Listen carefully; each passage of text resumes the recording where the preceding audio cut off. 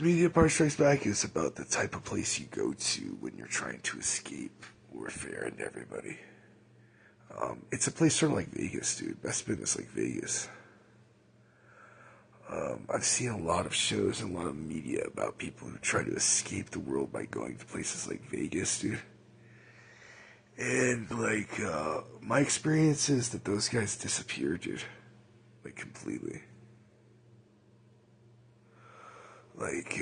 Tom York wrote that song, How to Disappear Completely.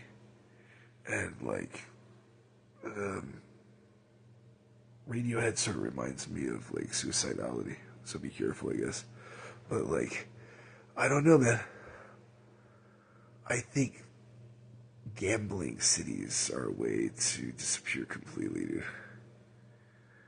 I'm not really sure why that is, but, Bespin was a place that appeared like a gambling city. It appeared like a place that was way fancy, man. Like, way fancier than anything we've ever seen, sort of. And it was ruled over by Lando Calrissian, and he was a traitor to, his visitors, dude.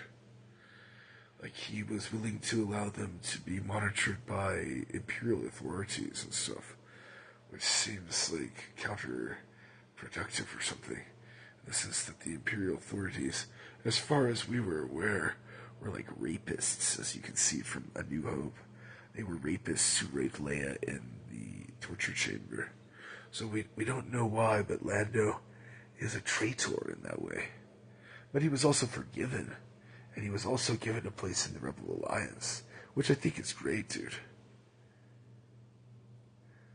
However, Bespin is a place like that, where horrible and great things happen, and there's little buttholes that shoot people out of them. And I thought it was sort of a gross reference, right? Well, to tortures that take place in people's human brains, dude. And I also think people might say it has something to do with the Book of Mark. I actually don't think so, dude. The Book of Mark had to do with space spiders, man. Space spiders were not shown in that. And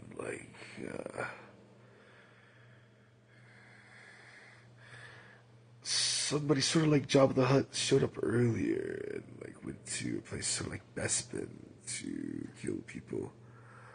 Sort of like Muhammad and Sash Galadriel. But that's not part of this film, dude. And so we sort of wonder why it isn't part of this film. If you're a person who's a Mohammedan sort of person, right? I don't know. I'm not really concerned because that's not a part of the story, dude. But that is a part of the Book of Mark, man. And so Bespin was the home of a different sort of thing, I think, that took place between Muhammad and Sash Galadriel. And they're sort of in the background there, maybe.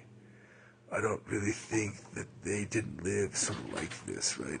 Well, actually, they didn't. They lived on something sort of more like Jabba's barge. And they were, sailing through the whole, cloudy atmosphere. It was a gigantic ship, I guess, sort of from Lost in Space or something. And they flew around in the clouds for many years. It wasn't like Cloud City, which was stationary. It was like a flying ship. But, I don't know, man. I don't think that had too much to do with it, right? Well, the Millennium Falcon looked sort of like it.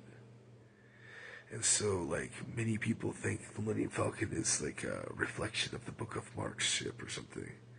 I don't happen to believe so. I saw the Book of Mark's ship. It looked sort of different, let's say. It was something that was open to the sky. If anybody saw the movie, the Moving Cities movie, where the cities got on, wheels and were, tanks and stuff. And there were, flying, machines that had, sails on them. That was sort of what I saw. Right? Similar technology. I don't even believe that. I thought it was like falling water or something.